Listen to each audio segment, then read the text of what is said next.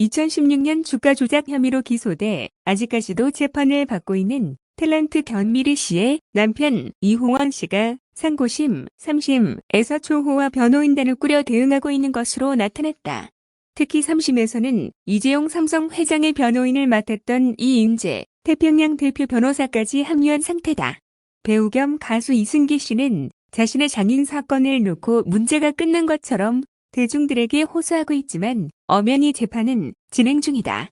오히려 변호인 선임을 보면 끝까지 방심할 수 없다는 피고인의 절실함이 묻어나는 전략이라고 법조계는 평가하고 있다. 14일 대법원 전자소송에 따르면 이홍원 씨가 자본시장과 금융투자업에 관한 법률 위반 혐의로 기소된 사건의 상고심, 3심은 현재 대법원 제3부에 계류 중이다. 2019년 9월 상고심이 접수됐지만 4년 가까이 대법원에서 멈춰 있다.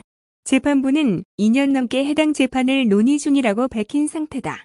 이 사건의 시발점인 보타바이오는 탤런트 견미리 씨가 대주주로 남편 이홍원 씨가 사내이사로 있던 바이오 회사다. 당시 적자 회사였지만 2014년 11월 초 견미리 씨 등이 대규모 유상증자에 참여한다는 소식에 주가가 요동치기 시작했다. 2014년 11월 2,000원대였던 주가는 2015년 4월 최대 15,100원까지 치솟았다.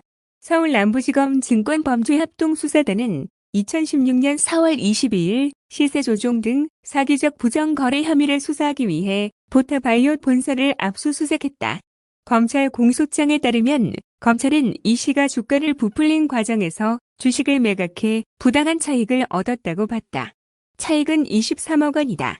1심은 이를 인정, 이 씨에 대해 징역 4년, 벌금 25억 원을 선고했다. 하지만 항소심, 2심은 달리 봤다. 이 씨가 유상증자 자금을 모집하는 과정에서 법규를 위반했다고 볼 수 있을 정도로 중대한 허위 사실을 공시하진 않았다는 취지다. 그러면서 재판부는 피고인이 무너져가는 회사를 살리기 위해 대단히 노력했다. 이 씨의 아내 견미리 자금까지 끌어들이는 등 자본을 확충하며 장기 투자까지 함께한 사정이 얕보인다. 주가 조작 수사로 투자자가 썰물처럼 빠져나가며 사업이 망하는 지경에 이르렀다. 안타까움을 금할 수 없다 등의 표현을 판결문에 썼다. 이에 대해 한 판사 출신 변호사는 판사가 무죄를 선고하면서 피고인을 이렇게까지 옹호해주는 경우는 흔치 않다며 강력 범죄 누명을 쓴 피고인이 누명을 벗었을 때도 이렇게는 얘기 안 할 것 같은데 썰물처럼 등의 표현을 쓴 것 보면 특이한 모습이라고 설명했다. 당시 이 씨의 법정 대응 전략은 아주 전형적인 물량공세라는 게 법조계의 설명이다. 1심에서 실형이 나오자 이 씨는 변호인을 전면 교체했다. 대형 로펌인 태평양을 비롯해 비교적 유명 로펌인 로고스와 대호다즈 선임했다. 이 씨를 위한 변호인단 인원만 총 13명에 달했다. 그야말로 초호화 변호인단을 꾸려 법적 대응에 나섰다. 이 중에 양사연 로고스 변호사는 사법연수원 23기 출신으로 재판을 맡은 차문호 당시 부장판사와 연수원 동기였다. 통상 동기 변호사를 선임하는 건 법조계에서 전략적 선임이라고 평가한다. 양 변호사와 로고스는 3심에서는 선임되지 않았다. 2심은 끝났지만 검찰이 상고하면서 대법원 상고심, 3심이 진행되고 있다. 2심까지는 사실관계까지 다투는 사실심이지만 3심에서는 법률 적용이 올바른지를 주로 다루는 법률심이다.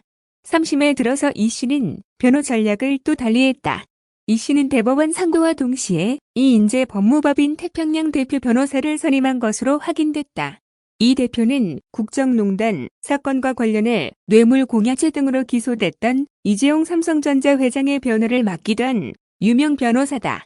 2010년까지 서울중앙지방법원 법원장을 지낸 후 법원을 떠난 판사 출신이다. 통상 대표 변호사 선임은 선임료가 비싸고 돈으로만 움직이는 것도 아니기 때문에 일반인이 쉽게 선임하기 어렵다.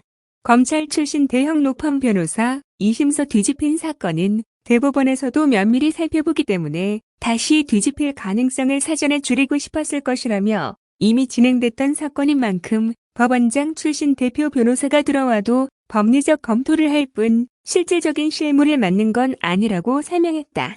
다만 법원장 출신인 만큼 대법관 출신 변호사가 들어와서 이름만 올리는 소위 도장각 선임이라고 보기는 어렵다. 마지막까지 법률적 검토를 해 무죄를 확정짓기 위한 피고인의 투자라는 얘기다. 이승기 씨는 최근 자신의 심경을 밝힌 글에서 각종 의혹에 대한 오보를 지적했다. 하지만 그 같은 의혹들을 만들어낸 본질적 사건은 여전히 대법원에서 계류 중인 주가 조작 의혹 사건이다. 견미리 씨 측 역시 언론 등에 무죄가 나왔다고 해명하지만 이는 3심 제도를 부정하는 듯한 표현으로 읽힐 수 있다.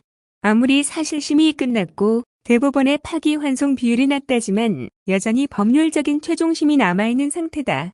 이 씨 또한 실제로는 초호와 변호인단을 꾸려 3심까지 긴장감 있게 대응을 하고 있다. 법조계에서는 이런 상황에서 견미리 씨와 이승기 씨 등은 대외적으로 문제가 다 해결된 것처럼 이야기해서는 안 된다는 지적이 나온다.